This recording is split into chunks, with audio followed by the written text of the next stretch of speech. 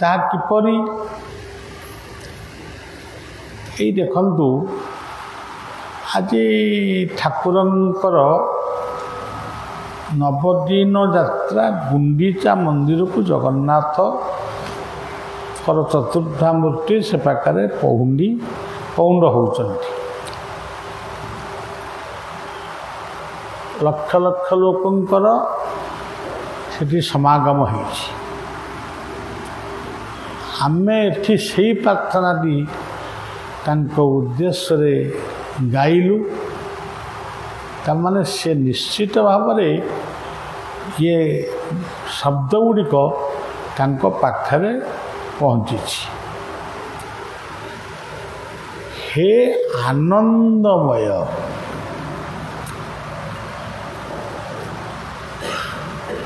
ସମସ୍ତେ କହନ୍ତି ଆନନ୍ଦ। ବେଦାନ୍ତ ମଧ୍ୟ କହିଲେ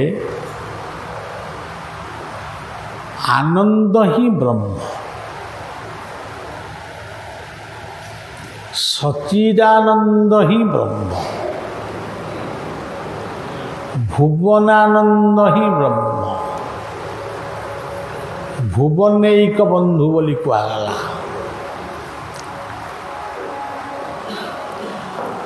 ସେଇ ନାଁରେ ହେ ଆନନ୍ଦମୟ, ଯେଉଁ ଆନନ୍ଦ ଭିତରେ ସାମାନ୍ୟତମ ମାନେ ମଳି ବା କିଛି ଖାପ ନାହିଁ, କିଛି ସ୍ୱାର୍ଥ ନାହିଁ। ଆନନ୍ଦ ହିଁ ଆନନ୍ଦର ସ୍ୱରୂପ। ଆନନ୍ଦରେ ଆନନ୍ଦ ବ୍ରହ୍ମଙ୍କୁ ଡାକିଲେ ସେ ଆମକୁ ଆନନ୍ଦ ହିଁ ଦେବେ। ସେ ଆନନ୍ଦକୁ ଆମେ ଯେତେ ବଣ୍ଟନ କରିବୁ, ସେ ବଣ୍ଟନରେ ମଧ୍ୟ କେବଳ ଆନନ୍ଦ ହିଁ ବଣ୍ଟା ହେବ, ଆଉ କିଛି ନାହିଁ। ହେ ଆନନ୍ଦମୟ, କୋଟି ମାନେ କ'ଣ? 1,000,000,000,000 ଲକ୍ଷ କୋଟି, ଇଏ ଗୋଟେ ମାନେ ଗଣିତ ପାଠ। କିନ୍ତୁ ଏଠି କୋଟି ଶବ୍ଦର ଅର୍ଥ ହେଉଛି ପ୍ରକାର। ହେ ଆନନ୍ଦମୟ, ତମେ ଅନେକ ପ୍ରକାରରେ ସଂସାରରେ ଅଛ। ଅନେକ ପ୍ରକାରର କ'ଣ? ଆମେ ହିନ୍ଦୁ, ଆମେ କହିବ ହଁ ଆମର ଅନେକ ପ୍ରକାର। ଲକ୍ଷ୍ମୀ ପୂଜା, ସରସ୍ୱତୀ ପୂଜା, କାଳୀ ପୂଜା, ଦୁର୍ଗା ପୂଜା, ଗଣେଶ ପୂଜା, କାର୍ତ୍ତିକ ପୂଜା, ସନ୍ତୋଷୀ ମା ବ୍ରତ, ଶିରିଡ଼ି ପୂଜା, ସାଇରାମ ପୂଜା, ତାପରେ ଗଙ୍ଗା ପୂଜା, ଗୋବିନ୍ଦ ପୂଜା, ରାଧା ମାଧବଙ୍କ ପୂଜା, ଏମିତି କହୁ ବୋଧେ ଏଇଆକୁ ଲକ୍ଷ୍ୟ କରି କବି ବୋଧେ ଲେଖିଛନ୍ତି କୋଟି ଭୁବନ ପାର।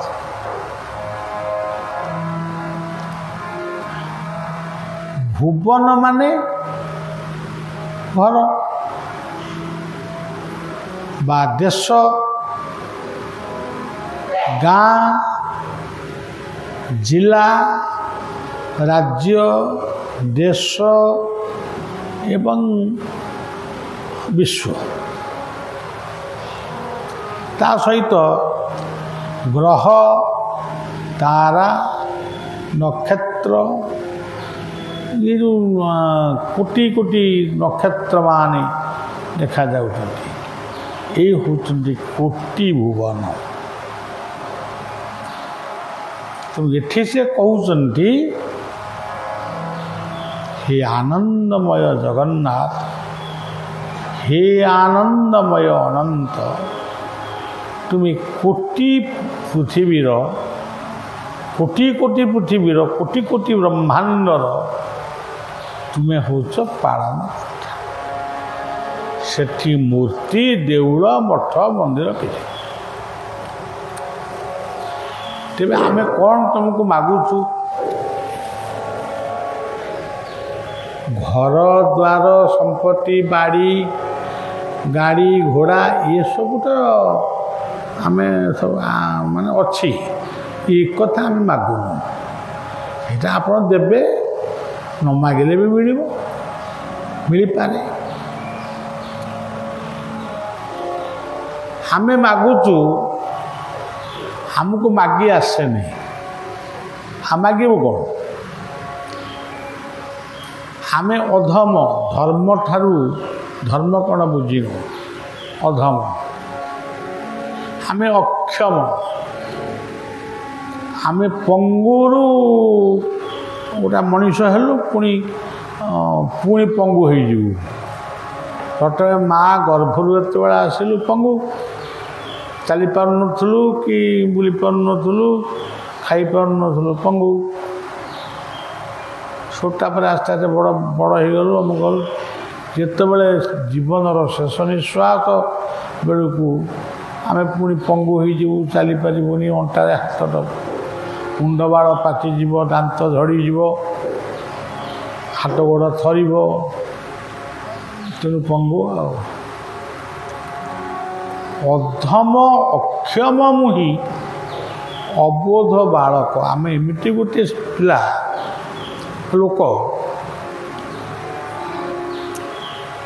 जेते पाइले भी आम आउरी पाइया को इच्छा करुचु तामाने आमे शांति नु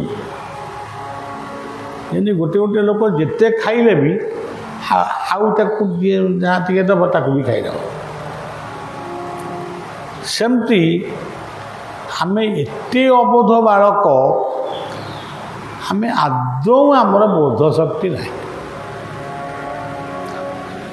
तुम्हें जहा तुम्हें जिते कथा आमको देच आम से सन्तुष्ट नुहे जिते कथा दब से भी आम सन्तुष्ट नुहे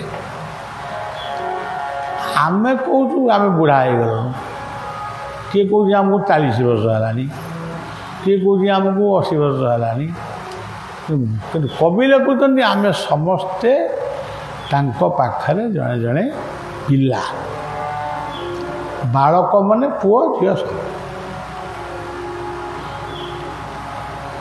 हे आनंद मय कोटि भुवन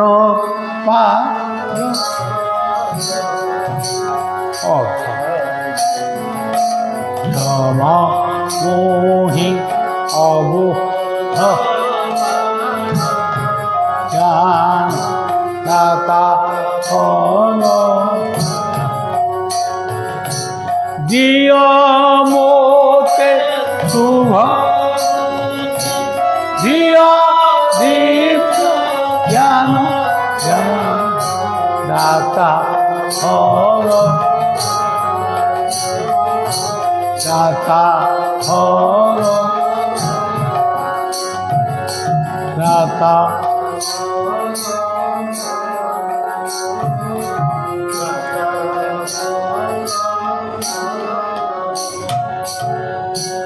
तापर कहले सत्य सत्य पथे धर्म पथे घेनी पथे सत्य धर्म घेनी भोसा अपराण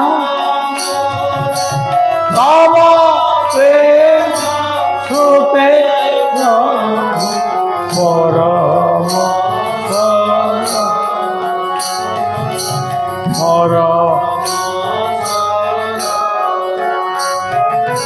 ये जीवन श्रीतर बलि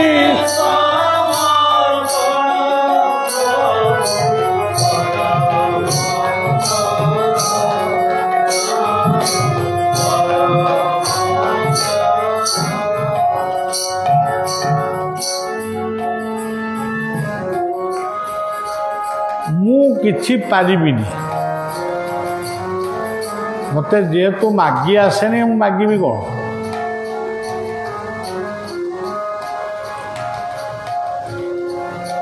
ତୁମେ ଯାହା ମୋତେ ଦେବ ମୁଁ ତାକୁ ରଖିପାରିବି କି ନା ତା ମଧ୍ୟ ମୋ ପାଖରେ ଗ୍ୟାରେଣ୍ଟି ନାହିଁ। ଦୟାକରି ଆପଣ ସତ୍ୟ ପଥରେ, ଯେଉଁ ପଥଟା ନିଷ୍କଣ୍ଟକ ପଥ, ଯେଉଁ ବାଟରେ ଗଲେ ଆମେ ଠିକ୍ ସ୍ଥାନରେ ପହଞ୍ଚିବୁ କିମ୍ବା ଆପଣଙ୍କର କୃପା ଟିକେ ପାଇବୁ, ସେଇ ପଥରେ ଆମକୁ ନିଅ। ଖାଲି ସେଇ ପଥରେ ନେଲେ ହେବନି, ଧର୍ମ ପଥରେ ନିଅ। ଧର୍ମ ମାନେ ନିଜେ ବଞ୍ଚିବୁ, ଅନ୍ୟକୁ ବଞ୍ଚିବାକୁ ଦେବୁ। ଧାରୟତି ଆଣ୍ଡ ପାଳୟତି ହେଉଛି ଧର୍ମ। ମୁଁ ଧାରଣ କରିବି, ପାଳନ ବି କରିବି। ଆଉ ମୁଁ ଏକୁଟିଆ ଖାଇ ପିଇ ଶୋଇପଡ଼ି, ଆଉ ସମସ୍ତେ ଉପାସ ରହିବ।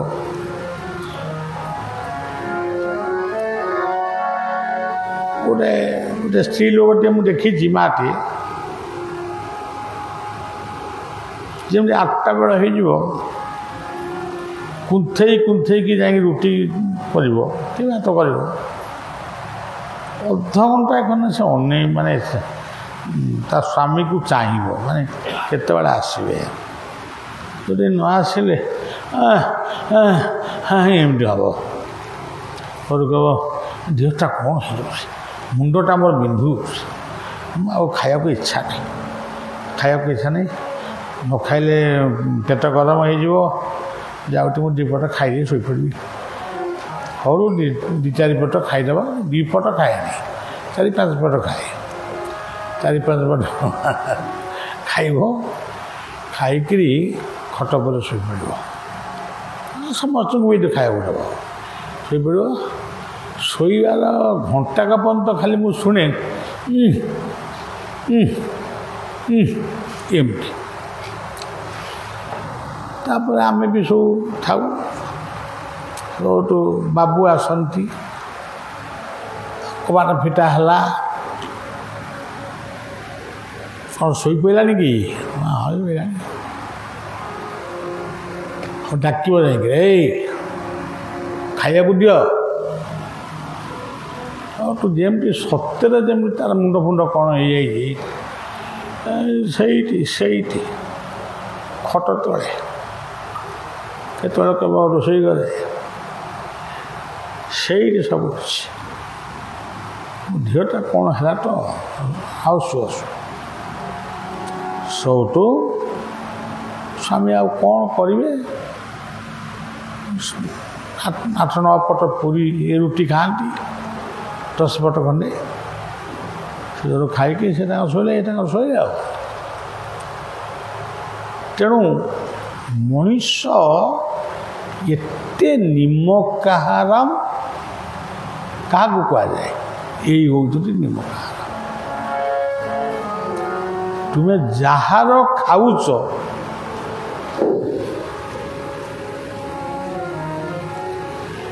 ତାରି ପାଖରେ ତମର ଏତେ କୁଣ୍ଠା ବା କୃପଣତା କେମିତି ଆସୁଛି? ତା ପ୍ରତି ତମର ଦାୟିତ୍ୱବୋଧ ଟିକେ ବି ନାହିଁ। ଏଇଭଳି ଅନେକ ମଣିଷଙ୍କୁ ମୁଁ ଜୀବନରେ ଦେଖିଛି। এটা ନେଇ ଆସ।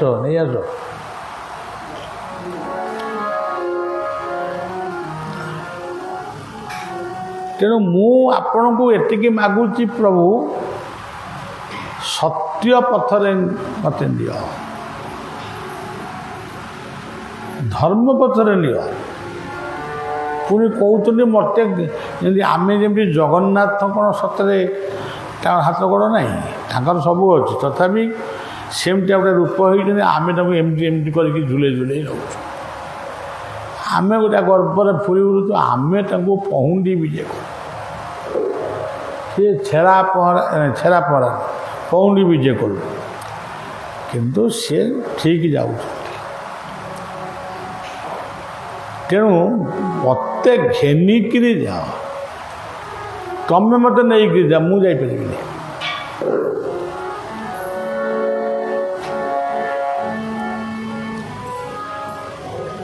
ଭସାଅ ପରାଣ ପ୍ରଭୁ ତବ ପ୍ରେମ ସ୍ରୋତେ।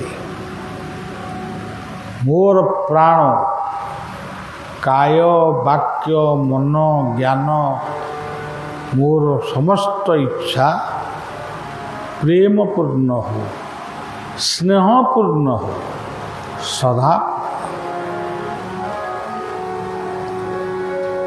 ଭସାଅ ପରାଣ ପ୍ରଭୁ ତବ ପ୍ରେମ। ପ୍ରଭୁ ପରମ ଶରଣ, ପରମାତ୍ମାଙ୍କ ରୂପରେ ମୁଁ ତୁମକୁ ପ୍ରଣାମ ଜଣାଉଛି ବା ଶରଣ ନେଉଛି ଏବଂ ଶପଥ କରି କହୁଛି ଏ ଜୀବନ ତୁମର ଶ୍ରୀଚରଣରେ ବିଲୀନ ହଉ। ଏତିକି ହେଉଛି ମୋର କାମନା।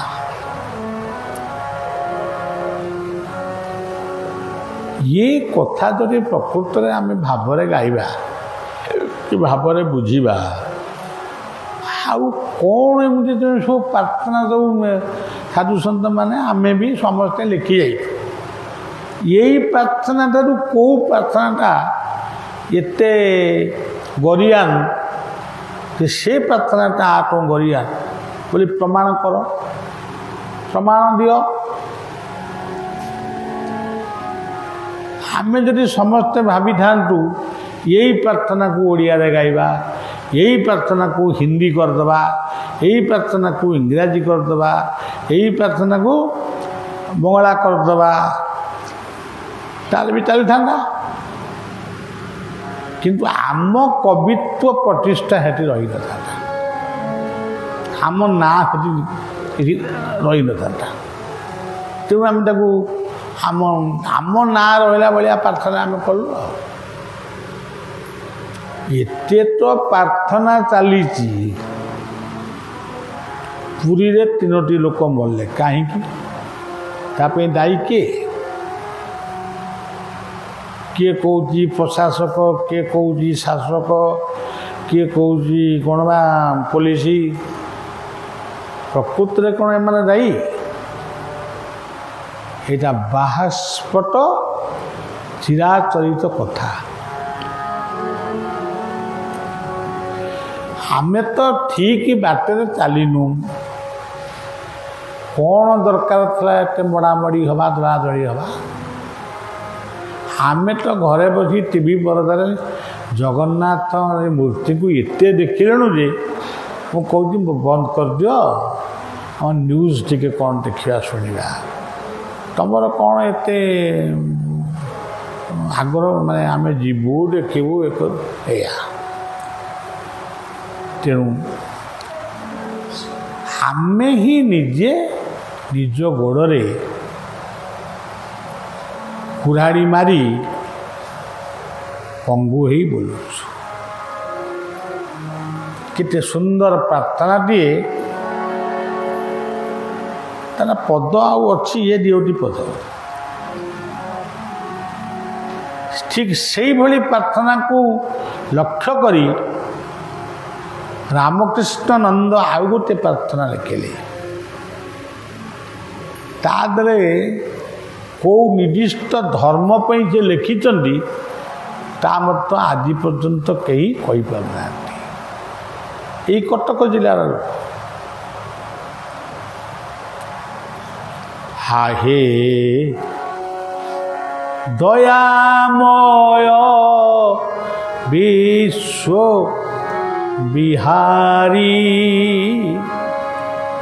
घेन दया बही मो गुहारी जल स्थल वन गिरी आकाश कुंभ लीला सबु तुम्हे शुभ बुद्धि गाओ तुम्हे भल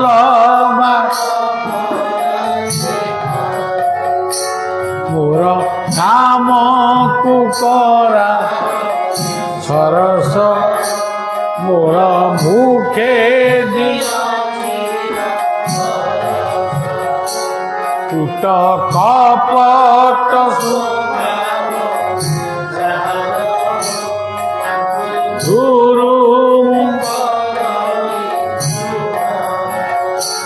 मोते नमी शांत साथी रे सदा रख साधुजन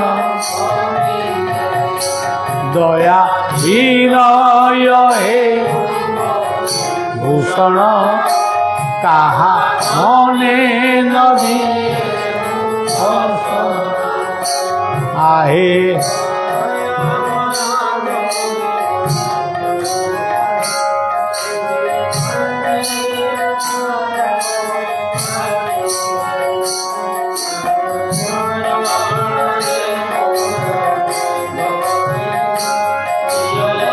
पदे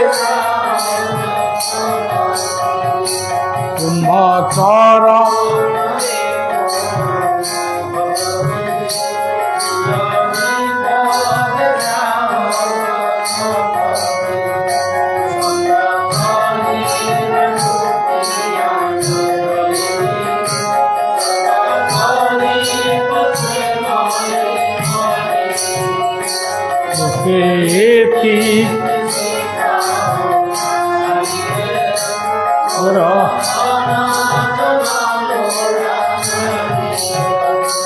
आहे गया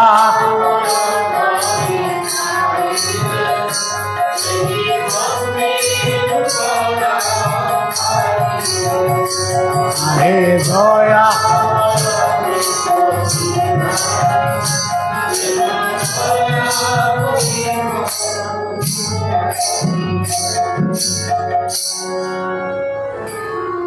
देखंतु गोटे कथा आम घरटा तो ये परिलोरे आम जिते बड़े बोधे द्वितीय तृतीय पढ़ुलु से गोटे प्रकांड ठक सी गोटे ये गाँ देकर आइला से आसिक आम गाँव जड़े दास साहू बोली जड़े व्यक्ति तांको पाखरे पहुँचला सी भारी सरल निष्कपट लोक आमर ये जो तनी दुकानटी करती तांकरी से होती बड़ापा तांको आगरे गालुआंकर बारबाटी चाष से जो गुड़े बारबाटी चाष कथा कहले मोर एमती चाष बास बेपार वाणिज्य सब थिला मो बापा दीटी विवाह हेले मोर माँ मरीगले गोटे साबत माँ पाखरे मु रही गोटे पिठारे विष देले माने एमती सब गपिला रघु अरक्षित भी एते माने भक्त होना बापा ये शुणी पचारा बापा तू गोटा जीवु कौटी कि जाऊँ गोटे समुद्र के गोटे कौन बड़ी पानी डेई पड़ी जीवनता ये सब तो कही कांदी पकेला ये वयस्क व्यक्ति जनक दास साहू तांको नेइकिरी आसिले आम घर बापा सचिदानंद महांती बसती मो आई माँ निशामणी से भी थिले आम जो छोट छोट पिला गोटे नुआ लोकटे आई कौन कहूँ आम हाँ कर शुणुचु जो कथा से दास साहू को कही से कथा भी बापा दास साहू कहले सचिव बाबू ये पुआटा को रखु अंतर गोटे युवकटा रहीगले बंचीज आपणकर बहुत कम लगे पिला भी ट्यूशन कर ତାପରେ ବାପା କହିଲେ ହଉ ଆଉ। ତାଙ୍କର ସେତେବେଳେ ଗୁରୁ ଥିଲେ ଯଶୋବନ୍ତ ଅଧିକାରୀ ଅଭୟପୁରେ। ତାଙ୍କ ପାଖକୁ ନେଇଗଲେ, ତାଙ୍କୁ ଘରେ ବାପା ବୋଲି ଡାକନ୍ତି। ବାପା ଏ ଲୋକଟିକି ଏମିତି ଆଇଛି ରଖିବି? ସେ ବି ହଁ କହିଲେ। ବାପା ବୋଉଙ୍କ ସାଙ୍ଗରେ ସେ ବି ବହୁତ ଥର ଯାଇଛନ୍ତି। ଏମିତି ହଉ ଆମକୁ ପାଠ ପଢ଼େଇଲେ, ଆମକୁ ବେତରେ ମାଇଲେ, ଗୁଡ଼ାଏ ବେନାମୀ ଚିଠି ବି ଆମ ଘର ନାଁରେ ସବୁ ପକାଇଲେ। ସେ କେଉଁଠି ପକାଇଲେ, ସେ ଆଜି ଆମ ପାଖରେ ପହଞ୍ଚେ, ଆମେ ପୁରା ବ୍ୟସ୍ତ। ଏଇଭଳି ସବୁ ଲୀଳା ଲଗେଇଲା। ଲଗେଇ ଦିନେ ଦିନେ ବସି ମିଛରେ କାନ୍ଦିବ। କହିଲା ମୋର ଛୋଟ ଭାଇଟା ଥିଲା, ସେ ବି ମରିଗଲା, ଏମିତି କହି କାନ୍ଦିବ। ଆମେ ବା କ'ଣ ଜାଣିଛୁ, ହଁ ହାଁ ମାରିଦେବୁ ଆଉ। ଦିନେ ମୋ ବୋଉ ଯାଇଛି ନଈକି ଗାଧେଇବାକୁ, ପାଇଖାନାରେ। ସେ ଆଲମିରା ଚାବିଟା କେଉଁ, ସେ କାହିଁ ଆଉ ତାକୁ ତ ପର ପୁଅ ବୋଲି ଭାବିନି, ନିଜର ପୁଅ ବୋଲି ସେ ରହିଛି। ତେଣୁ ମଳୁ ଖୋଜୁଥିଲା, ଯାହା ରହିବ ବତେଇଲା ସେୟା। ସେ ଚାବିଟିକୁ ଥୋଇ ଦେଇ ଯାଇଛି ଖଟ ଉପରେ। ସେଟାକୁ ଫିଟେଇ ଯେତେ ସୁନା ଗହଣା ଥିଲା ପୋଛି ପାଚିକିରି ବେଗରେ ପୁରେଇ କେଉଁ ବାଟରେ ସେ ଗଲା ଆଉ। ବୋଉ ଆସିଲା ବେଳକୁ ଆଲମିରା ମେଲା। ଆରେ ସେ ସୀତାକାନ୍ତ କୁଆଡ଼େ ଗଲା? ଆମେ ତାଙ୍କ ଭାଇ ବୋଲି ଡାକୁଥିଲୁ। ଭାଇ କୁଆଡ଼େ ଇଆଡ଼େ ଗଲେ? ଦୌଡ଼ା ଦୌଡ଼ି ହେଇ ଖୋଜା ଖୋଜି ବହୁତ ହେଲା। ଗୋସାଇଁଙ୍କ ପର୍ଯ୍ୟନ୍ତ, ଅଭୟପୁର ପର୍ଯ୍ୟନ୍ତ ଗଲେ, ସିଏ ଆଉ ମିଳିଲେ ନେଇ। ଥାନାରେ ଧରା ପଡ଼ିଲେ। ଆମେ ବି ଯାଇଥିଲୁ ଥାନାକୁ, ଦାଦା ଯାଇଥିଲେ, ମୋ ଦାଦା ଶରତ ମହାନ୍ତି ଯାଇଥିଲେ। ସେ ବଧା ହେଇକି ପଡ଼ିଥାଏ। ଏଇ ଲୋକଟି ଆମକୁ ଦିନେ ପାଠ ପଢ଼ିଲା ବେଳେ କହିଲା ପ୍ରାର୍ଥନା ବୋଲିଲ। ଆମେ ଏଇ ପ୍ରାର୍ଥନାଟା ବୋଲିଲୁ ଆଉ। ଶେଷକୁ କହିଲା ଓହୋ ତୁମେ ଅସଲ ପଦଟାକୁ ଛାଡ଼ି ଦେଉଛ ଆଉ। ନା ଆଉ କ'ଣ, ଆମକୁ ସାର୍ ଯାହା ଶିଖେଇଛନ୍ତି ନା, ଆମେ ଅସଲ ପଦ ନକଲି ପଦ କି ଆମେ କେମିତି ଜାଣିବୁ? ନା ମୋ ସାଙ୍ଗରେ ପାଳି ଧର, ହଉ ଧରିବା ଏଇ ପଦଟା। ଆହେ ଦୟାମୟ ଦଇ ତାରି ହେ ଏହି ବନ୍ଦୀର, आहे दया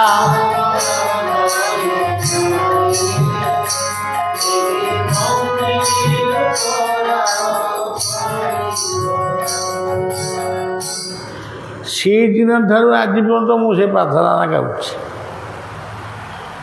मत के पचारि ना के पता पता के छाड़ी देते आम धरचु तो ये पदटा से देखु केते चालाक कही यही बंदी करा पारे माने हांक घर गोटे शीघ्र विदाय आमे शुरू ताकू बुझुचु यही माया मोह घेरा बंदी प्रभु आमको उद्धार ता मन दौड़ी ता कम सही ता डाकरा सही आम मन दौड़ी आम डाकरा सही यही है कथा तेणु आमे जो प्रार्थना सब ओडिया हो हिंदी हो इंग्राजी हो सब अच्छी रेडी होकरी वैदिक ऋषि माने परवर्ती ऋषि माने सब लिखि जाइए जातीय संगीत को आज परिवर्तन करा दे पारुछे कि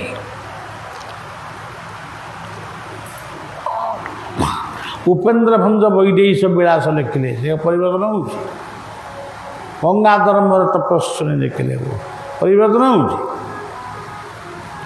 जिते परिवर्तन होची हमारी उषा व्रत प्रार्थना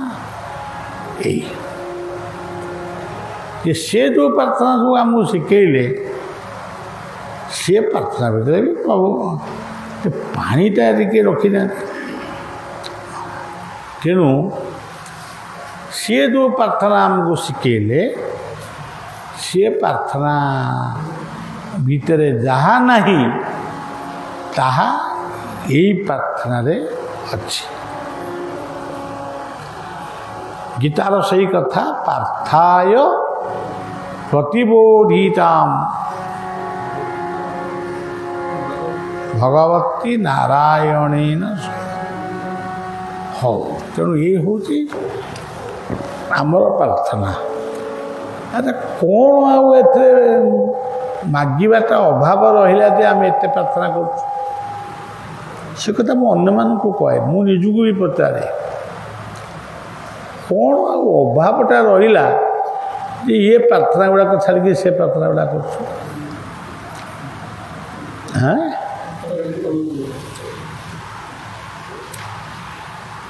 ତେଣୁ ଶେଷରେ ପ୍ରକୃତରେ ଆମେ ନିଜକୁ ବୁଝିନୁ, ଆମ ଇଷ୍ଟଙ୍କୁ ବି ବୁଝିପାରିଲୁ ନାହିଁ, ଆମ ଧର୍ମର ଭାବନାକୁ ମଧ୍ୟ ଆମେ ବୁଝିପାରିଲୁନି। ପୁଣି ଥରେ କହୁଛି, ଆମେ ନିଜକୁ ବୁଝିପାରିନୁ, ଆମ ଧର୍ମକୁ ବି ବୁଝିପାରିଲୁନି, ଆମ ପ୍ରାର୍ଥନାକୁ ମଧ୍ୟ ଆମେ ବୁଝିପାରିଲୁନି।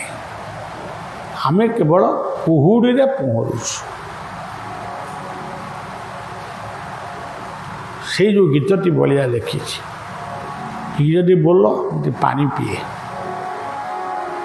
ସୁନ୍ଦର ତୁମ ଚରଣର, ସୁନ୍ଦର ତୁମରି ନା,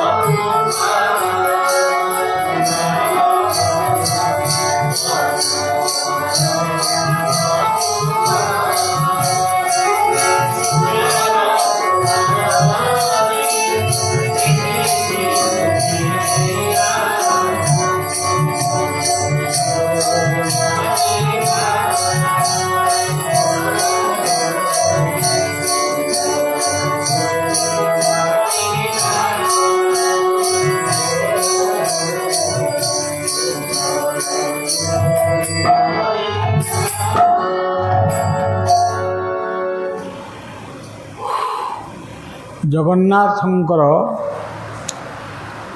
ଶ୍ରୀମୂର୍ତ୍ତି ଅନନ୍ତଙ୍କର ଶ୍ରୀମୂର୍ତ୍ତି ଆମେ ଆମର ଗୁରୁଦେବଙ୍କର ଶ୍ରୀମୂର୍ତ୍ତିକୁ ଚିନ୍ତନ କରି ତାଙ୍କ ଉଦ୍ଦେଶ୍ୟରେ ପ୍ରାର୍ଥନାକୁ ସମର୍ପଣ କରିବା। ଅନ୍ତତଃ ଗୋଟେ ମାୟାମୁକ୍ତ ମୋହମୁକ୍ତ ଅଜ୍ଞାନମୁକ୍ତ ଜୀବନଟିଏ ପରିବାରଟିଏ ପଡ଼ୋଶୀଟିଏ ଆମର କାମନା ରହୁଛି।